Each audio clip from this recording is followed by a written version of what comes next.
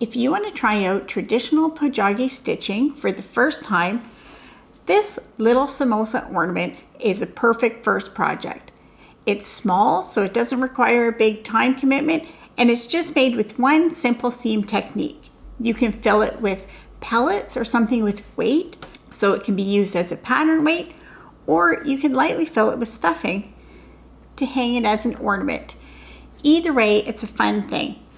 It's called a Samosa because of its shape, so it's a real fusion of different cultures.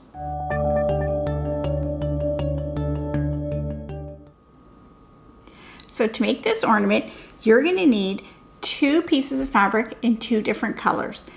And I'm using a lightweight linen, which is a really great option for a beginner. It's easily available and it's really easy to work with. For thread, I'm using size 12 pearl cotton thread.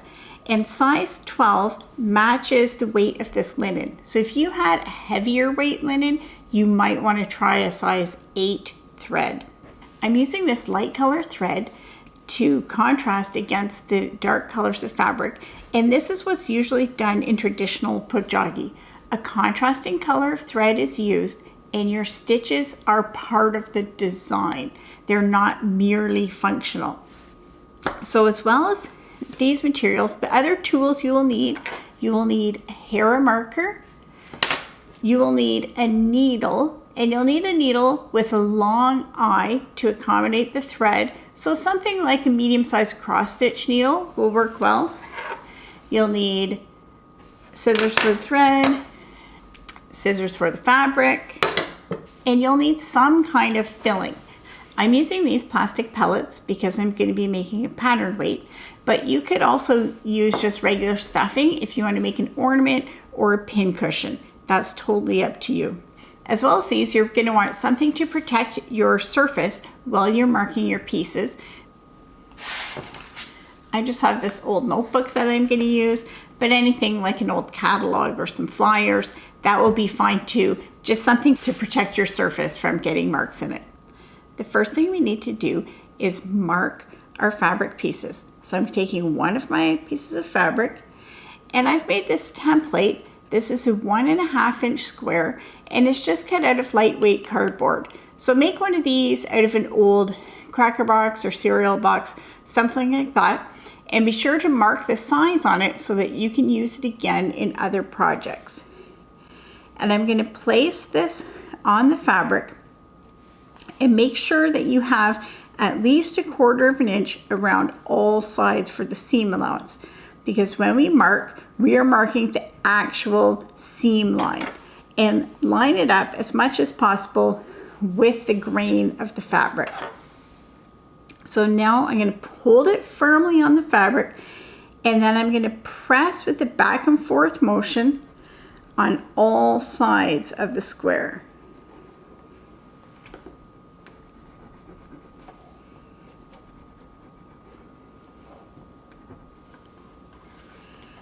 So now we can see that that leaves a clear square on the fabric. You can clearly see the piece marked. So I'm going to go ahead and mark the other squares. We need 4 squares of each color of fabric, so 8 in total. And just make sure when you're marking the rest of them that you leave at least 1/2 inch in between pieces, because you need 1/4 inch seam allowance for this one and 1/4 inch seam allowance for this one. So mark all the squares.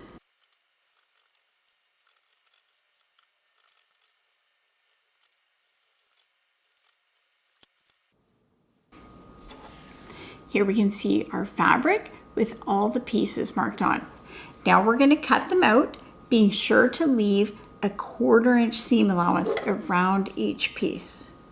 So once the pieces have been cut out, then take them and just pinch them along those crease lines to help set them into the fabric. Once all the creases have been set, they're ready to be stitched together. Take a length of thread around 12 to 18 inches. And then thread the needle and knot the end of the thread. We're going to take one square of each color, and we're going to pin them together. And when we pin them together, we fold over the seam allowance and then pin them wrong sides together.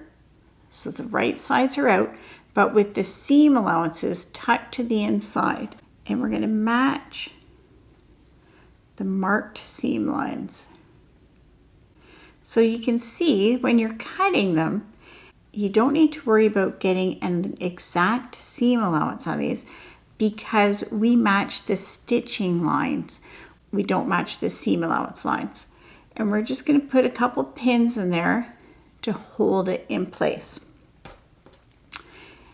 So you can see at the side, there's the wrong sides together and the seam allowances tucked into the middle. I have a whole full video about how to do this seam if you want more information about that. So now we're going to bring the thread up, and we bring it up in the middle so it's tucked into the seam allowance right at the edge of the piece. So we're not stitching in the seam allowance, we're just stitching in the pieced part.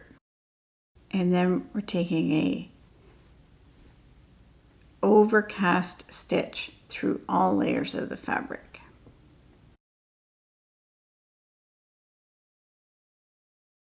So be careful not to pull the stitch too tightly because we are going to want this seam to open flat after it's finished. And then when you get to the end, to the other crease line, just take your thread to the back,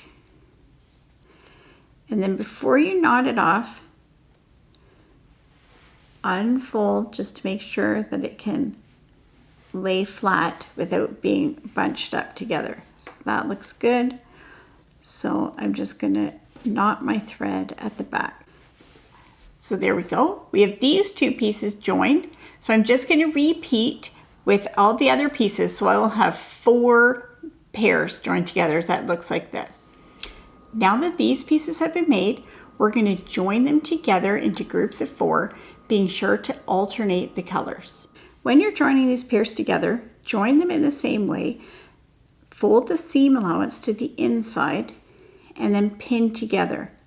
When you're pinning together, match this center seam first because that's the most important match. Then match the outside seams.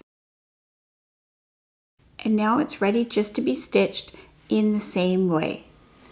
So now that these 2 squares have been made, we're going to stitch them together using the same technique, tuck in the seam allowances and overcast stitch around the edge. And we're going to stitch on 3 sides, making sure that the alternate colors are touching. So blue is touching green. Now that this is stitched on 3 sides, we're going to stitch the top seam.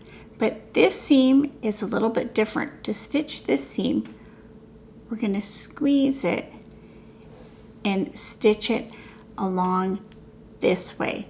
So just the same as before, we're going to tuck in the seam allowances and pin wrong sides together. And we're just going to stitch this in the same method, starting in one corner, but when we get about 3/4 of the way across, then we're going to pause in the middle of the seam to add the filling that we're going to have inside. So here we have the seam almost stitched, so we're going to stop to add the filling. So I'm not breaking off the thread in any way because I'm going to come back and use that. And the filling that you use will be determined by what use you want for your finished product. You can lightly fill it with stuffing, and that would make a nice little ornament to hang. You could firmly stuff it with stuffing, and that would be a good pin cushion. But I'm going to use these plastic pellets. And I have a little funnel here to help me get them inside.